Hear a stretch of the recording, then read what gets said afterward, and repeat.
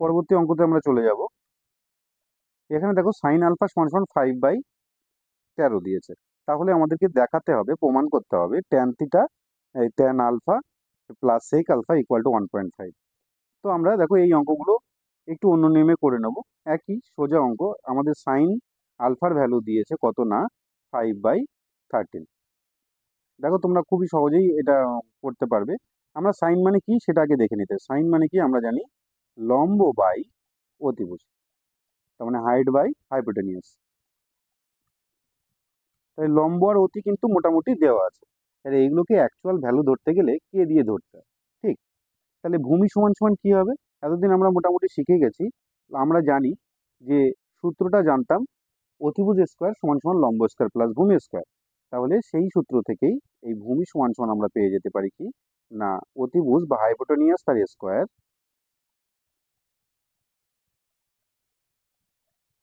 অতিভুজ তার square minus লম্ব তার স্কোয়ার। এটা করলে আমরা এখান থেকে কি পেয়ে যাবো, ভূমি।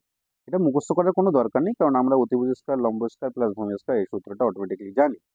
তাহলে রুট ওভার অতিভুজ স্কোয়ার, অতিভুজ এখানে কত 13, তাহলে 13, এটাকে কে ধরতে হবে, হ্যাঁ, কারণ কি এটা একটা অনুপাতের মান দেওয়া, তো ডাইরেক্টলি ওরকম 13 ধরা যাবে না। মাইনাস লম্ব কত 5K তার স্কোয়ার পেয়ে গেলাম। তাহলে এখান থেকে কত রুট ওভার 13 স্কোয়ার কত 169K স্কোয়ার মাইনাস 5-এর স্কোয়ার কত 25 তার K স্কোয়ার। ঠিক, তাহলে দেখো 169 থেকে 25 বাদ দাও, কত হবে রুট ওভার 144K স্কোয়ার। এটাকে অ্যাকচুয়াল ভ্যালু কত 144-এর রুট করলে আমরা সবাই কম বেশি জানি 12, আর কে স্কোয়ার করলে হবে কে, দুটো থাকলে একটা বেরোয়। এবার আমাদের প্রমাণ করতে হবে। তো আমাদের লেফট হ্যান্ড সাইড লিখে নিই। লেফট হ্যান্ড সাইড দেওয়া আছে কি, tan alpha plus sec alpha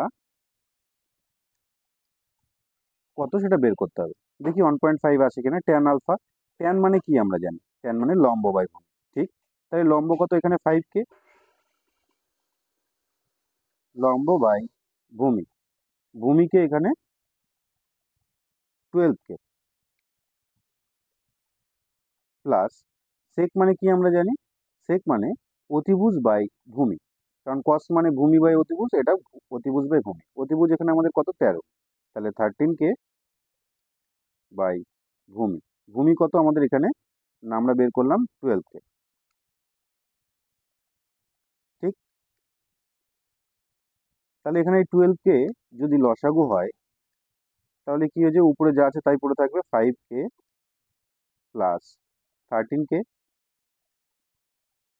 5 আর 13 কত হবে 18, 18K divided by 12K। K cut out হয়ে যাচ্ছে, এগুলোকে 6 দিয়ে কাটি, 6×2 = 12, 3×6 = 18। তাহলে 3/2, আর 3/2কে ডিভাইড করলেই হয় 1.5। দেখো এটাই সমান সমান রাইট হ্যান্ড সাইড চলে এসেছে। Right hand side equal proof.